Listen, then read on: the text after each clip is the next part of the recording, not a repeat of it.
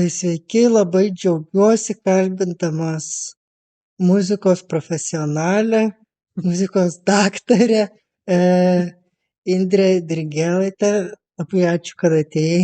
Ačiū labai, kad pakvietėt. Dar iki pabaigos man vasarą turėtų viskas, jeigu Dievas duos, tai dar pakeliui, bet tikiuosi, kad viskas gerai bus. Mes visą laiką pradedam pokalbį nuo Klaipėdos. Tai buvot išvykusi pasisemti žinių daugiau, plačiau, platesnius vandenis, bet grįžot į Klaipėdą. Kodėl? Aš šiaip tai gyvenu Vilniuje ir dirbu ir mokausi. Bet Klaipėda nepaleidžia.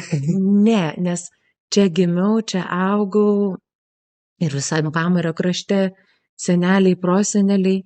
Tai man čia yra savastis ir kadangi dabar studijuoju mano doktorantūroje tarp muzikos ir teatro, tai kadangi reikia daug kurti, rašyti, aš ir vėl studento pažymėjimą turiu, kas labai gerai, didelė nuolaida, tai galiu grįžinėti labai dažnai, nes čia atsigaunu miškuose, prie jūros, čia kažkaip vaikystės vietos, draugai, giminės, tai ypatingai dabar, kuriant iš esmės, giluminiai analizuojant, rašant, tai labai reikia gimtų namų, to savasties identiteto.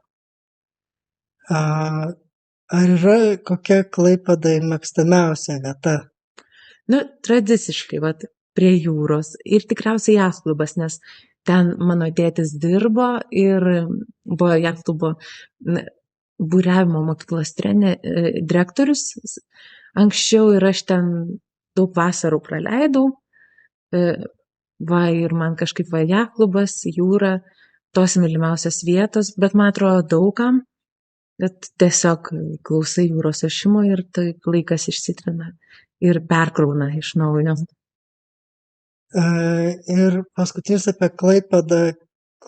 Klaipėda vis dar toks ieškantis tarsi savo identiteto miestas ir jam yra bandyta įvairių etikečių prikibdyti.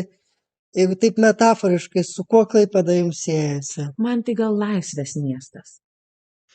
Nes Vilniui girdėjau ne iš vieno žmogus, kas sako, tu kitokia kažkokia. Kaip sako angliškai, labiau chill. Labiau, sako, pas tą tokio atsipalaidavimo.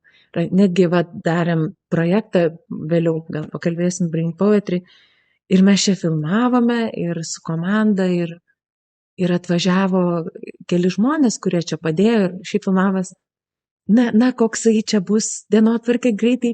Sakau, ne, čia mes ramiai dabar einam, kur pajausim Indrę, kaip čia dabar mes be plano. Tas ritmas, jis kitoks, su jūrais, su mariomis, jisai kitoks. O po 3 dienų sako, kaip mes dabar grįšime į Vilnių. Tai man atrodo, klaipėdiečiai tą turi tokią per laisvumą, atsipalaidavimą daryti. Ir jau minėjot, kad tarp Vilniaus ir Klaipėdos, ta Klaipėdos kultūrinė situacija lyginant tiek su to, kas buvo, ir tiek su to, kas jau yra Vilniuje. Kaip čia Klaipėdoje visas tas kultūrinis vyksmas? Kadangi man kažkaip dar dirbu šiek tiek Stokholme ir Kopenhagoje dar paraleliai mokausi doktorantūros dalis mano. Yra tai tenai, man Klaipėda labai asocijuoja su Kopenhaga ir Stokholmu, nes ant jūros kranto. Ir turi tą meno spalvą, iš tikrųjų, tą platumą, gylį, tą vandens tokį platumą, gylį. Aš net nelyginčiau su Vilnium, man šiaip tai nesiskiria, gal ten tiesiog pats miesto tempas ir kasdiena tokia greitesnė, bet šiaip tai, kad skirtus, nes pavyzdžiui, dirbo Akademijai muzikos ir teatro, čia irgi yra filialas. Tai visur yra, nes kadangi dabar sienos atidaros jau daug metų, yra tarptautiškumas visur, yra nuolatos cirkuliuoja, nes menui to labai reikia, įvairių patirčių ir kad pažvelgtum į save, į aplinką. Tai aš nežinau, negaliu net pasakyti, man ir čia vyksmas, ir ten. Ir netgi matau čia Klaipėdoj labai braižą, ta prasme, įvairių menininkų ar teatrų ten ta prasme šokio, dramos teatro, muzikantų, tam istorija Mažoji Lietuva, Vanduo, nu, nuostabus projektai gimsta. Tai nežinau, kažkaip neturiu, tiesiog matau, ta prasme, kad čia yra tas regionas, istorija, kuri duoda savo. Bet kad skirtus, nes į Vilnių irgi suvažiuoja iš įvairių regionų. Tai irgi matosi, kad daugia kultūrė, daugia regionė kūryba. Tai kažkaip gal pats tas tempas to, kaip tu prieini prie projekto. Iš tikrųjų, dažnai vengiu aš tokių didelių filosofinių klausimų, bet ruošiant šitam pokalbiui, aš norėjau tą muzikinę dalį būtent nuo to ir pradėti, kas jums yra muzika, nes jūsų gyvenime jos yra daug ir įvairios. Tai kas jums yra muzika? Muzika man yra mano išraiška. Tam tikra labai svarbi gyvenimo dalis. Vienam yra ten, jis gal dailidė, yra kitas dailininkas, kita mano draugė turi 3 vaikus, jis sako, aš save išpildau. Ir, aišku, ta išraiška gali būti daugiasluoksnė, bet man neatskiriama dalis, nes mano mama buvo muzikantė ir nuo gimimo, kaip sakoma, vaikas pilve nuo 5 mėnesių girdi, kas vyksta aplinkui. Lygiai 9 mėnesių mano mama mokė dainuoti. Tai aš jau prisiklausiau gimdama. Tai aš gimiau, ir taip su muzika ir ėjo, bet buvau ir į teisę, ir į politologiją įstojus. Ta prasme, kai ieškojau dar savęs tarpuose, po to į socialinį darbą, galų gale pradėjau tyrimą su žmonėm be namų, pradėjau vesti pamokėlės tokias dainavimo, gėdojimo. Tada sako, kada jūsų konceptas, tada supratau, kad man reikia stoti toliau į magistrą, į muziką. Taip Dievas nuvedė. Jinai buvo, vienais metais jos nebuvo, atsimenu, mokyklai, tai ir mano pažymiai pablogėjo ir viskas. Tai aš supratau, kad jinai kažkaip, jinai natūraliai, jinai mano išraiška yra, kaip pasakyti, įprasmino tai įvairiom formom. Ar yra koks momentas, kur jau atsekat, kad supratot jau, kad jau esat muzikos kely ir jau iš jo nebepabėgsit? Žinokit, ne, niekada negalvojau, aš nežinau, kaip aš įbėgau, aš apskritai jau į atvirų durų dienas visai kitur, bet kažkodėl aš atsiradau džiazo katedroje, aš neatsimenu kaip. Tai ir, aš kažkaip, aš buvau po vienų egzaminų po bakalauro, kadangi mokiausi tarp Klaipėdos ir Helsinkio, buvau pavargus, tie egzaminai galvoju, ką aš čia dabar tos natos mesiu viską. Tada gyvenau Pakutuvėnuose, vasarą visą vis tiek atsivėrė, kažkaip Dievas nuvedė tada per savanorystę su žmonėm be namų. Kažkaip niekada negalvojau, nes man atrodo, visada galima pakeisti iš tikrųjų. Kažkaip tai, nes mes buvom pirma laida džiazo vokalo ir kai giminėm sako, nestojau politologiją, po to dar buvau įstojusi į teisę, sako, tai ką pasirinkai džiazo muziką visi. Bet mano artimies, ta prasme seneliam, tėvam, tai kažkaip nebuvo. Gerai. Tik užsiminėt apie džiazą, sekantis mano klausimas ir buvo, kaip paprastiems žmonėms suprasti džiazą, nes kur eina dar įrašyta melodija, kur nėra improvizacijos, dar kažkur kažką eina suprasti, o jau kur prasideda tas aukštasis džiazas, kaip aš sakau, kur eina visos improvizacijos, visa ta muzika liejasi, atrodo jau tam reikia kažkokio tais ar akademiškumo, ar kažkokio skirtingo meno pajautimo. Tai kaip jūs paprastam žmogui paaiškinat, kaip reikia džiazą vartoti? Aš manau, iš pradžių klausytis to, kas klausosi ir ne iš vidaus, neduoda daug klausimų, nes yra džiazas, tarkim, klasikinis džiazas, jisai aiškesnis ir tai yra struktūruota improvizacija, nes joje yra nemažai matematikos, harmonijos, linijos, nes kitaip ten labai girdėtus pro šalį visą laiką. Tai būna tos natos, kai išeini specialiai iš tonacijų, bet jau ten būtų ir išėję.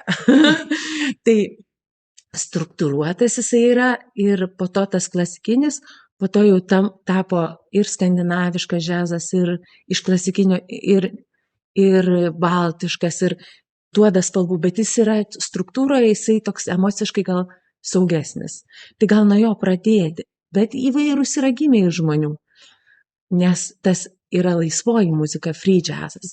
Ir free jazze ateina žmonės su įvairiais pagrindais, tarkim, iš klasikinės muzikos, iš šiuolaikinės muzikos, iš džiazo muzikos ir iš įvairių sričių.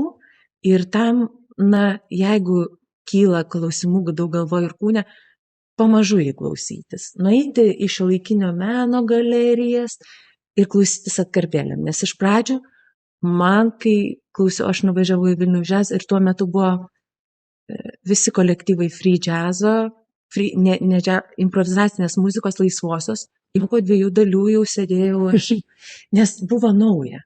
Nauja, dabar galiu labai klausytis ir dabar man labai patinka.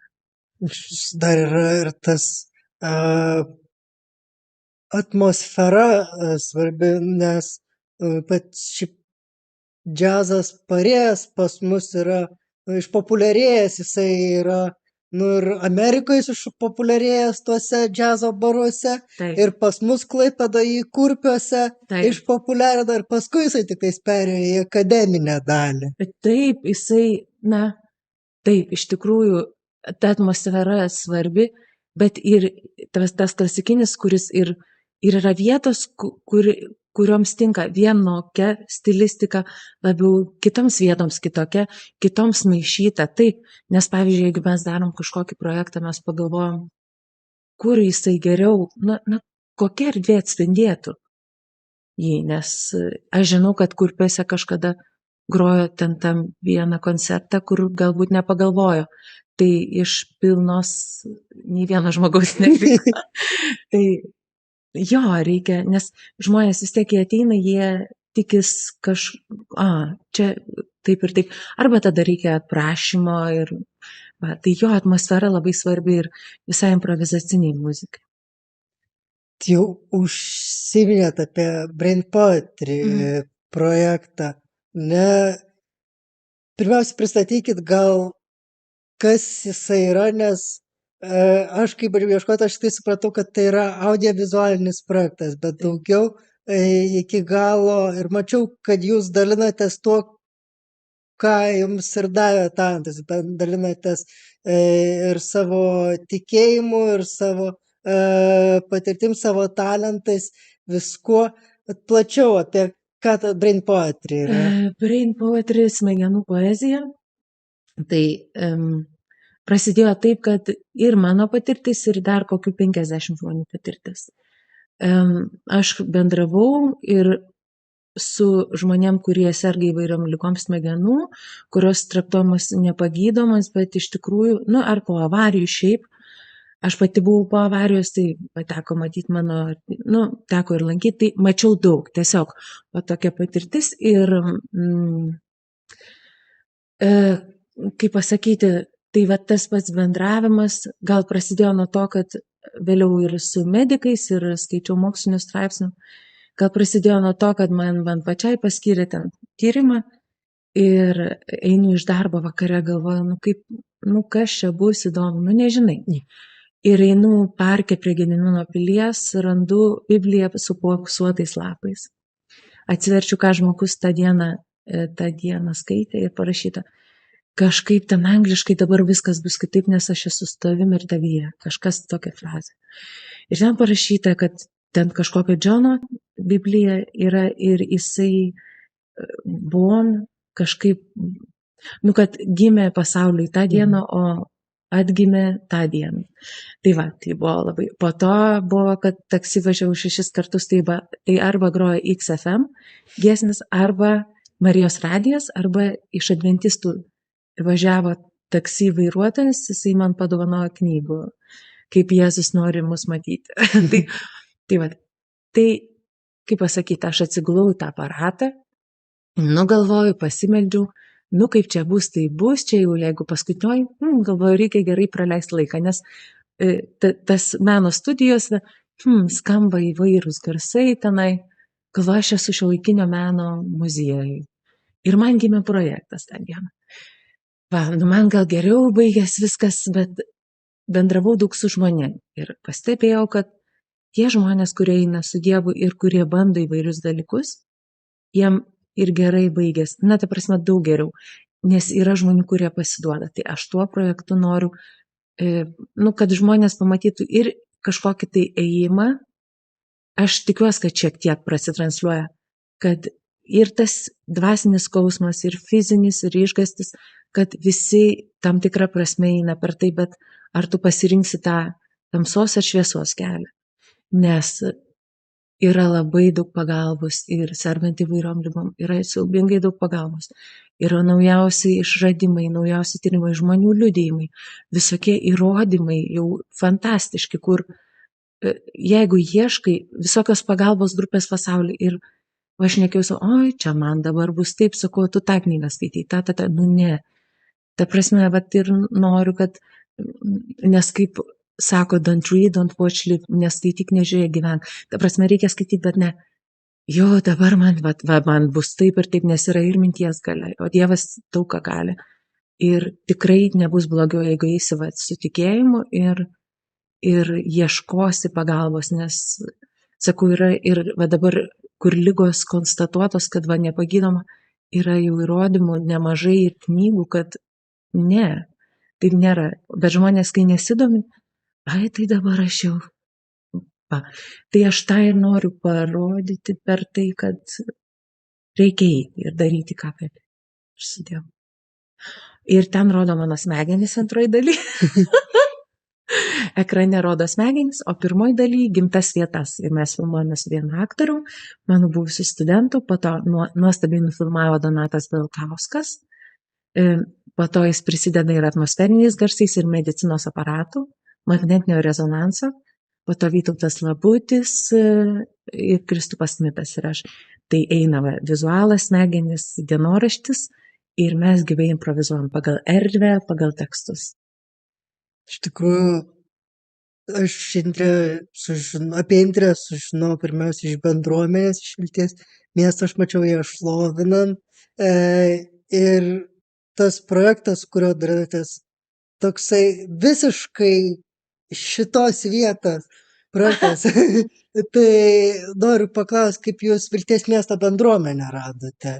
Jūs čia atsidūrėte? Tai tiesiog aš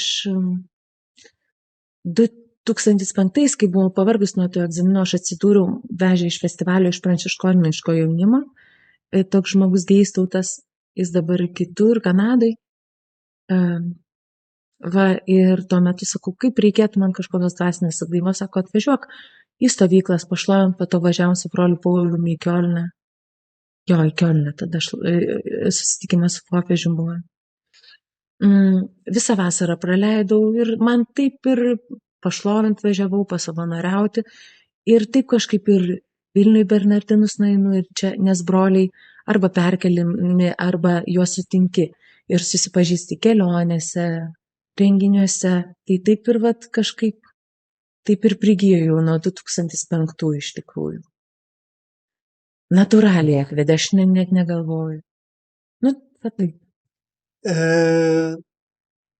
Tai jau minėjau, kad pačiau, kad šlovinant, tai muzika savo, jeigu taip leisti rinktis sielai, atgaivai, kas tai būtų, nes jūs muzikos, mačiau ir muzikos, ir brain poetry, ir džiazas, ir visai daug tos muzikos sugelbė. Tai ta atgaivos muzika, kokia jums yra? Gal visų pirma, iš tikrųjų giesmė, visų pirma. Bet iš tikrųjų, tai, nes kai man buvau LRT čia interviu su Gerūta ir sako, tu neįsižanrini. Na taip, nes matyt, manyje yra daug tų dalių, kuriuom reikia skirtingos išraiškos. Gal nėra tai gerai, nežinau, gal reikėtų, bet nenoriu savęs versti. Atgaivos, jo, gal visų pirma jo giesmės, bet po to viskas kas eina, nes aš manau, kad viskas iš Dievo. Tiesiog labai gerai man pasakė viena nuostabi dėstytoja Ramunė Balevičiūtė mūsų, dabar meno ir mokslo prorektorė muzikos akademijai. sako, šiuolaikinis menas, jisai toksai įdomus.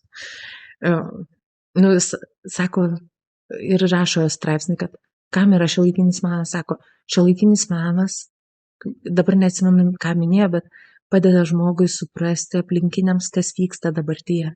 Nes dabar iš tikrųjų informacija sklinda greitai, visko vyksta, visko labai daug, visokių dalykų. Ir tas menas va toks, ir matyt, kažkaip padeda žmogui susigaudyti.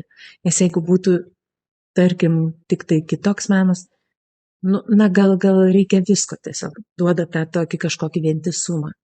Tai va, bet manau, kad viskas eina iš Dievo, ta žinia eina iš Dievo ir vienas gabus tam, kitas tam. Ne tai, kad gabus, tiesiog eina ta žinia ir perteikia. Tas labai gražus pasakymas yra, kad būtent Dievas duoda tuos talentus mums, kad mes galėtume būtent per tuos talentus jį šlovinti ir skleisti tą žinią apie jį. Kai ir būtent matant tiek Brain Poetry, kai dalinatės tą vilties žinutę, tiek kai šlovinat, tai labai gražiai įsiprasmina tas posakis. Bet kaip tikinčiam žmogui aš pasiruošiau tuos kelis tradicinius klausimus, kuriuos dažniausiai užduoda netikintis žmogus. Tai yra, manau, pirmas klausimas yra visą laiką 99%, kodėl tiki. Koks yra jūsų atsakymas? Gal man buvo lengviau, nes tai draugai mano ieško Dievo prasmės, kažkaip jie ieško. Aš gimiau su to tikriausiai, nes mano prosenelė, sunku gyvenimą turėjo ir tremtis, ir ten visokios istorijos. Ir jinai buvo tokių šviesių akių, jinai grįždavo į kaimą po žiemos ir visas kaimas džiaugdavas, nes jinai, ir aš atsimenu ją kalbančią rožinį, su tikėjimu šviesių akių, visada su Dievu. Tai aš visada turėjau tą pavyzdį. Visada turėjau ir aš, ten buvo bažnytėlė maža, dar Juozapo darbininko, kai mokinausi mokykloje, aš ten atsiklaupdavau visada prie kryželio. Ir man tai buvo savaime suprantama. Po to 2005 kitas, kai aš kažkokia buvau pavargus ir išgirdau gyvą į Dievą, kaip broliai, ten rekolekcijos buvo ir man staiga tas dar aiškiau žodis prabilo. Dar buvo tokių pojūčių, kad tokių labai stiprių, tai nėra kodėl, tai yra būtinybė. Aš nelabai įsivaizduoju, kaip man be to. Kitas žmogus man kartais, aš aišku negerai čia taip. Aš esu agnostikas ir man taip noriu užkabinti, bet galvoju, Indre, aš nesu Dievas. Tas žmogus turi savo ir gal tas tikėjimas yra užslėptas. Ir tas žmogus, to žmogus kelias yra to. Aš be to negaliu, nes nelabai suprantu, kaip įmanoma. Tai sakau, tai visada buvo natūraliai. Kažkada, sakau, buvo krizė, tai nelabai gerai pajausti savo tą tiesiog žemiškumą. Tai.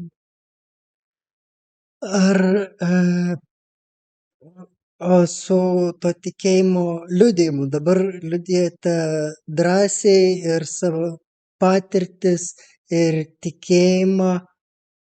Ar visą laiką jūs taip drąsiai su tikėjimo vėliava priekyje, ar vis dėlto reikėjo užaugti iki to, kad galėtumėt savo tikėjimu dalinti su kitais? Nereikėjo kažkaip. Nereikėjo, nebuvo niekada kažkokių. Man klasiai sakydavo, tu keista, bet tu man patinki. Ir viskas. Ir kažkaip, gal aš, nors kaip, neliudijau daug, bet kažkaip gal. Nes aš nuo 8 ar 9 klasės savanoriavau dvasinės pagalbos jaunimo centre, ten Juozapo darbininkų bažnyčių. Tai mes turėjom, kur aš iš tikrųjų tiek gavau iš to ir buvo su tikinčiais draugais visada ir klasė įvairių, bet kažkaip mes aš niekada nesikabinėjau, kad tu ten taip ir prie manęs ne. Tai kažkaip ne. O jeigu kas nors skeptiškai, tai aš atstoviu, bet man net įdomu tada padiskutuoti, kodėl tas žmogus, kodėl pavyzdžiui, pykdo, tada man įdomu į diskusiją, nes Bet nebūna dažnai, dažniausiai kažkokie gandai nugirdė ir Tai mes rašinėjom pokalbį Advento metu. Tai koks tas Adventas jums šį kartą jisai toksai labai trumpas šiais metais, ar tarp tų lakstymų yra spėt susirinkti per šį Adventą, ar vis dėlto šitas tradicinis norėjau kaip geriau, o gavosi kaip visada? aš spėju,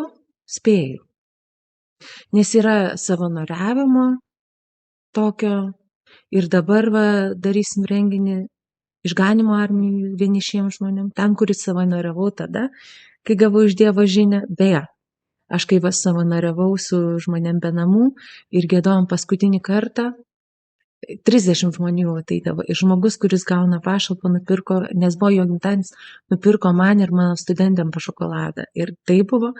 Ir kai Teresėlės giesmę tą rožių lietų, pakvipo rožių žiedais ir viena buvo Marytė, tokia moteris, kuri gyveno gatvėje, sako, kas čia kvepia, ir studentės. Tai tokia šventoji dvasia nusileido. Ką noriu pasakyti, tai yra savanorystės, buvo lyderystės konferencija, dabar ten ir yra dar ten tokių visokių misijų. Tai spėju susirinkti, jo, nes tas laikas jisai kažkoks įdomus. Kai tu rimty, tai jisai išsiskaido. Apie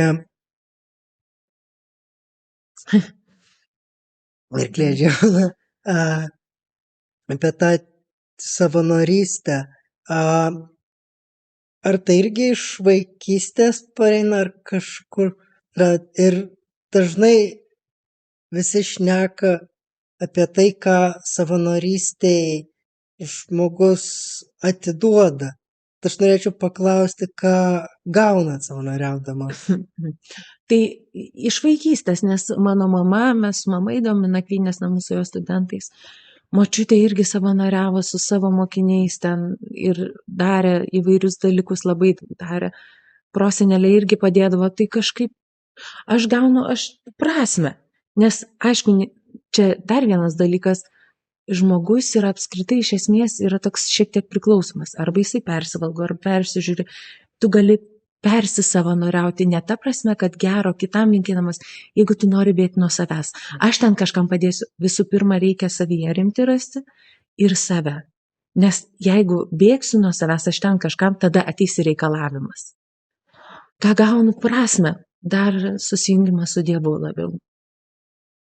Ir pavyzdžiui, dar sukūriau dabar, kai karas porą kūrinių, vienas Velait yra dabar YouTube'ai, irgi kaip giesmė. Ne tai, kad čia savanorystė, norėjau pasakyti, kas gimsta, ką Dievas kažkaip pašaukė iš vidaus padaryti, tą padarau. O dabar, kiek išeina, tiek savanoriauju, bet tai yra dar viena maldos forma meditacijos. Aš šiandieną kaip tik ruošiu dar vaikus sutvirtinimui ir žiūrėjom apie kunigą Madagaskarė, kuris mes daug tų misijų visų matome, bet kur jisai padeda Afrikos žmonėm iš lūšnynų, visą bendruomenę, visą miestelį jau yra pastatęs ir tas toksai labai adventinis yra, sako, aš galėjau tradiciškai melstis, nekėti, jiems pamokslauti ir viskas. Bet čia buvo apie darymą, nes čia jau vien tik tais žodžio neužtenka, čia pirmiausia turi būti veiksmas. Jo, ir dar norėjau pasakyti, kad ta savanorystė, pavyzdžiui, pas mus gyveno žmogus šiek tiek ne tai, kad proto neliga, kažkas jam buvo, jisai buvo teistas ten už žmogžudystę, bet jisai gulėjo tame centre, kur žmonės sergantys šiek tiek su psichika. Ir jisai neturėjo artimųjų, turėjo 2 šuniukus ir prieš mirtį mes metus jį slaugėm. Kaip slaugėm, sriubos nuneždavom, maisto kasdien neždavom, sakydavau už ką. Aš manau, visų yra labai daug būdų žmonėms savanoriauti. Kaimynas, draugai, paklausti, nes yra daug tų krizių, yra karai dabar, lygos, visko yra. paklaus, kaip jauties, parašyti žinutę, kaip tu, gal galiu ko padėti, yra labai net šalia tų darbų, bet jo, kaip ir sakot, veiksmas, o ne kažkur, ne, tai būtina, aišku, čia visi dalykai, bet jo, veiksmas. Nes kažkaip atrodo, būtent krikščionybė yra ne tik apie žodį, bet ir pirmiausia apie gailestingumo darbus, kaip Taip. mes pagal Kristaus pavyzdį visi stengiamės gyventi. Kita jūsų svarbi misija, mačiau, yra apie blaivybę dalinatės. Aš iš kitos pusės, iš tos muzikos pasaulio pusės, nes dabar jau šiek tiek mados keičiasi ir ta blaivybė šiuo metu iš dalies madoje yra, bet to vis dar daug yra.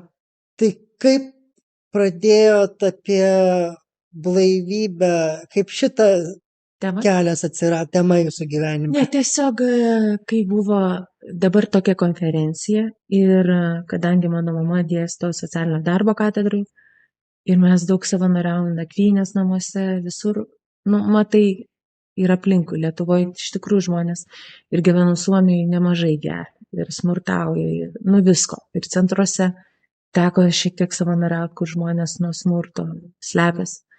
Tai tiesiog, kai buvo šita, tiesiog aš susimąsčiau apie tai, kad,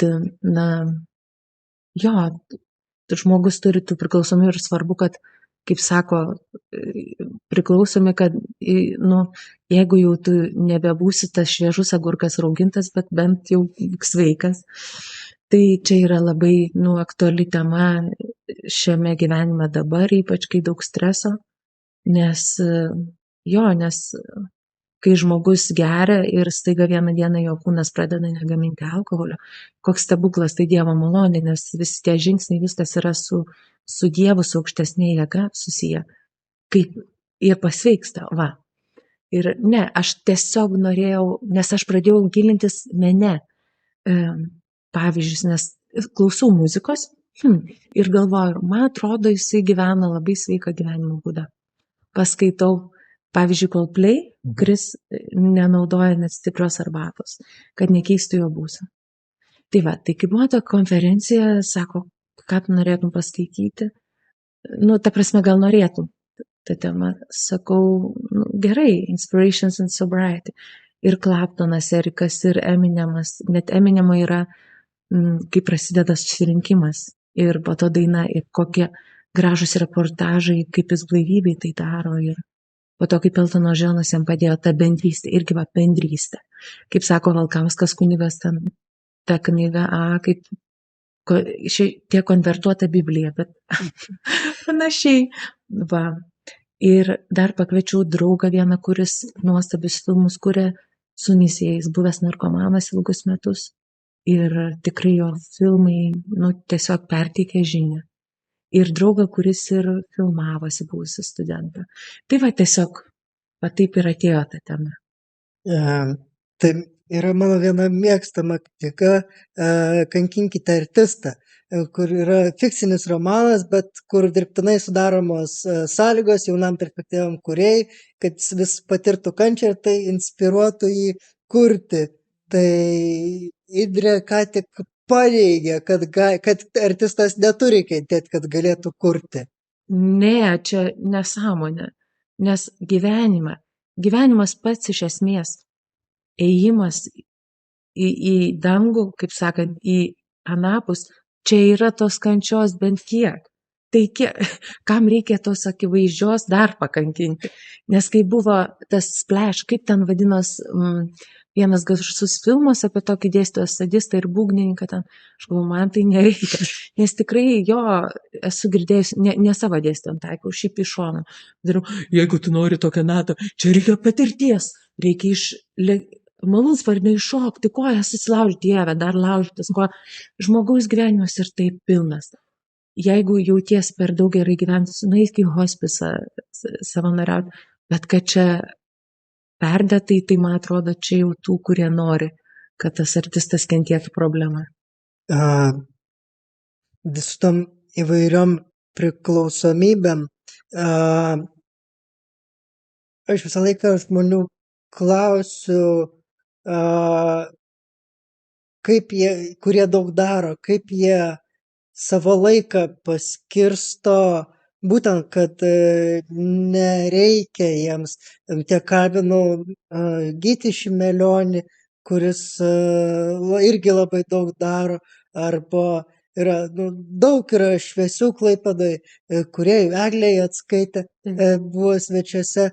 Tai kaip jūs savo laiką skirstotės, kad nereikia tų išorinių dirgiklių, kad galėtum toliau eiti?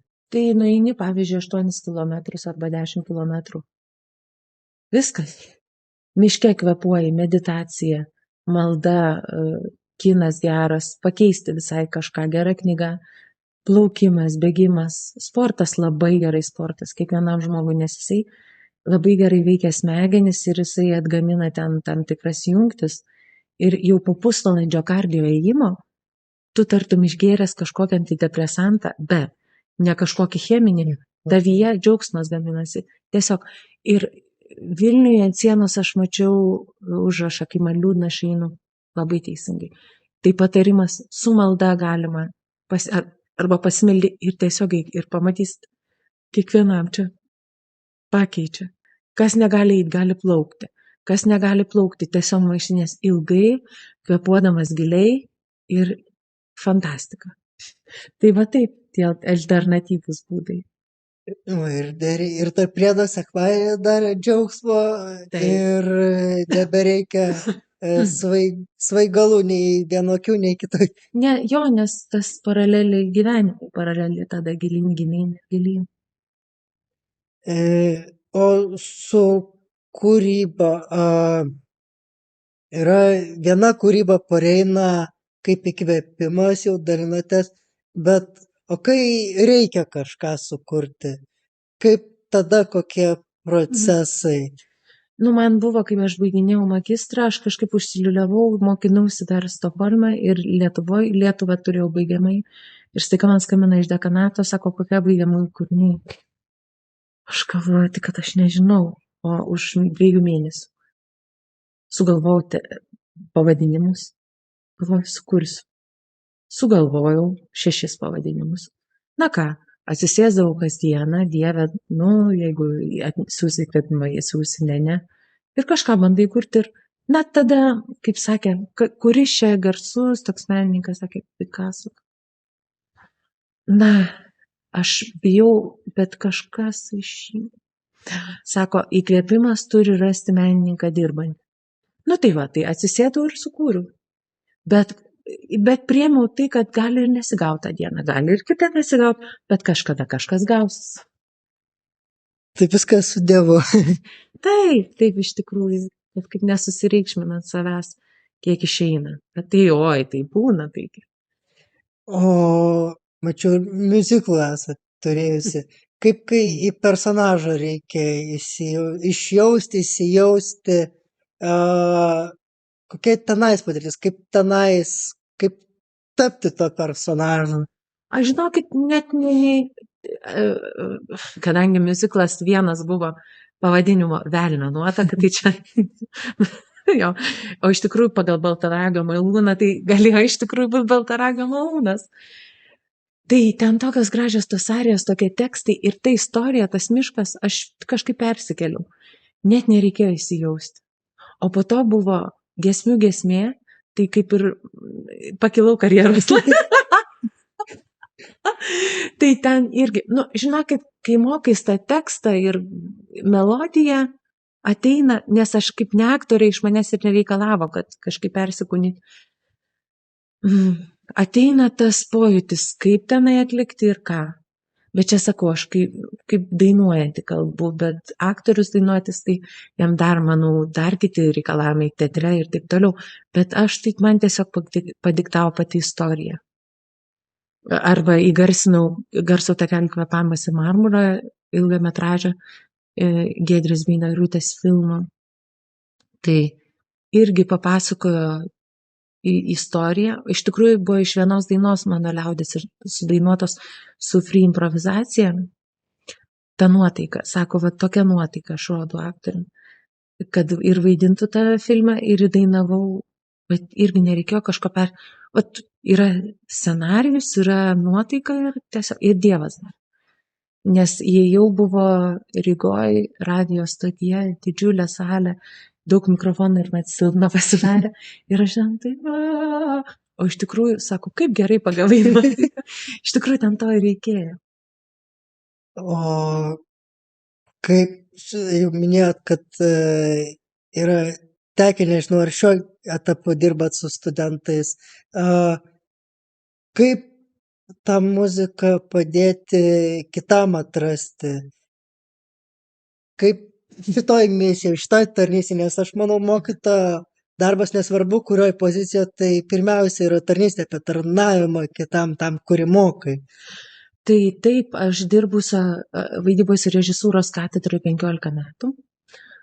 Taip, kai vedu ypač, tarkim, solinis, kiekvienas žmogus skirtingas, visų pirma, jie aktoriai, jie neįdainavo stovi. Vieno vidinė išorinė klausa greitesnė, kito lėtesnė. Ir reikia jo, ir dabar, kai susitinkam, jau subaigusiais lyg su kiekvienu turim savo paslaptį, nes čia ir psichologijos daug, nes abipusis pasitikėjimas, kad žmogus atsivertų ir tada randam, ko jam reikia, ką aš patariu ir bendri sprendimai. O dabar dar turiu 3 metus eksperimentinį kursą, kur CVT Complete Vocal Technique žinias skirtas dainininkam integruoju per laisvą improvizaciją į teatrą ir mes darom performances. Tai tiesiog irgi atsiunčia, manau, ir Dievas idėjas, tie mokslai ir refleksija, pokalbis, bet jo, manau, misija reikia pašaukimo, nes kitaip galbūt pritrūktų kantrybės ar jiems, ar man, bet čia kažkaip, matyti irgi pašaukimas yra, nes jo, bet čia misija, nes reikia labai žiūrėti, kad žmogus saugus, kad nesužeis jo, nes balsas labai asmeninis dalykas. Ir kitas dalykas, ir nuo to meno gali atkratyti, nežinau, tinkamų žodžių. Taip, nes jeigu sakai, nekvepuok, atsipalaidu, dabar atsipalaidu, nes yra raumenų atmintis, psichosomatika, yra daug dalykų ir, labai rimti dalykai, nes kalbėjau su viena psichologė, kai mokiau čia senais laikais, sako, kodėl psichiatriniai tiek daug besimokančių menus. Tai čia ir klausimas būtų dėstytojams. Manau, kad dabar daug geriau yra ir pas mus labai žiūri ir kad abipusis bendravimas ir dėstytojų jautrumas ir pagarba iš studentų. Ir tada viskas gerai, bet tikrai labai yra atsakomybė dirbant su žmogumi. Ir prieš perinant prie to gražaus klausimo apie palinkėjimą, dar apie šlovinimą. Ką išgyvena, gal nežinau tinkamai kaip suformuluoti, arba irgi tas pats, ką gaunate, būtent šlovinama, arba kodėl būtent ir tiek daug dalinatės viskuo ir dar šičia atrodo iš tos pusės, iš to pesimisto, sakytų, visur dainuoja, dar jei sekmadieniais dainuoti reikia. Ne, šlovinimas tai tokia dovana, kad aš gaunu atsakymus per šlovinimą. Kas man yra muzika, kas man yra menas. Šlovinimas duoda paprastumą, nuima visą ego. Jo, ego tą žmogiškai. Ir vėl atnaujina kontaktą kas kartą su Dievu. Nes šlovinimas, tu nekoncertuoji, tu šlovini. Tavyje Dievas kalba ir tada aš suprantu, kaip gyvenime, tada pagaunu save, kur aš susireikšminu. Bet dar toks įdomus dalykas improvizacijai. Kaip Dievas veda, mes turėjome miške su kolega, ten pas juos mokyklos baigiamasis ir tokia improvizacijos vakaras. Ir Sigitas, kuris dažnai šlovina, irgi atvažiavo, nes darbuotojas. Ir mes improvizavom. Ateinu į mišes 3 valandą šventas ir Remesa groja apačioj. Sako, biškį džiazoviau bus. Ir Sigitas. Ateinu, brolis Benediktas pastatė mikrofoną, Sigit, ateik. Ką? Tai kaip miške. Ir ką? Ką iš šef, Indrė pradeda. Tai taip ir žinoma. Dabar A-duras, koks ritmas? Taip linksmiau. gerai, tu vėl pradedi. Tada nulipau, mama, kokių gražių naujų giesmių, sakau, mamit, jų nebuvo. Tai va, tai ir čia kažkaip Dievas atvedė tą laisvąją improvizaciją, nes ten visiškai buvo. Tai žiūrėk, kaip ir pradžioj pokalbį minėjau, vis pastato, kad tais talentais dalintumėtės su visais, kad nepasilaikytumėt savo. Jo, kažkaip čia teko ir su vaikučiais, su autizmo spektru festival, tokius užsiėmimų keletą, su darbuotojais ir pamačiau, kad nes kai mes kalbam, veikia vienas pusrutulis smegenų, tam tikri centrai, o kai dainuojam kitas ir kartais žmogui net per dainuojant emociją, sudainuojant, jam lengviau išreikšti. Tai, ta prasme, tai gali būti pagalba per judesį, per garsą ir gali net keisti jo gyvenimo kokybę. Tai va, tai manau, jo, ta muzika, improvizacija turi labai daug savo.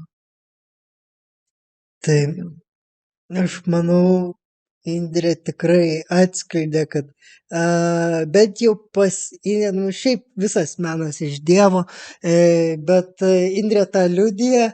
Tai tas baigiamasis klausimas, aš visą laiką prašau kažko palinkėti Klaipėdos jaunimui, tai kažko kuriančiam jaunimui palinkėkit gražu nuo savęs.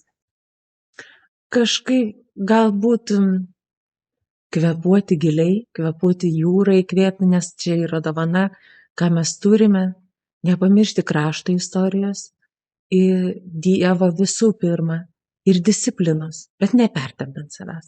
Bet jeigu kūryba ir noris gilintis kažkur, šiek tiek jos reikia, bet savęs nebaudžiant ir nes viskas iš Dievo ir džiaugtis tuo, ką daro. Labai ačiū, kad Indrė skyrė mums laiko pasidalinti savo gražiom patirtim šį nuostabų advento pirmadienį, antrąjį advento pirmadienį. Būtinai pasekit Brain Poetry, Indrė Dirgelaitė asmeniškai, ką veikia.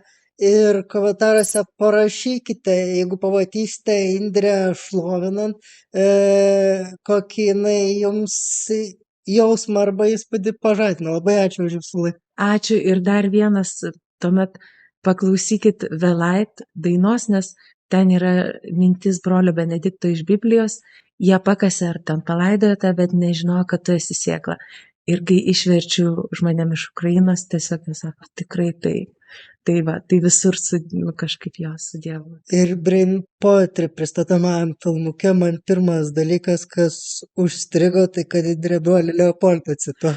Nes man, kai kūryboje, kai kūriau, ėjo atsakymai, nes aš galvoju, Dievas mane išgelbėjo, nes aš ten su ranka suko, o gerai, o tą žmogų, ką neišgelbėjo, nemyli. Ir kitą dieną šventose mišiose sako, tie žmonės yra pusiau šventieji. Tai apie tos pusiau šventuosius ir galit išgirdę Indrę suprasti šiek tiek daugiau. Labai ačiū. Ačiū jums.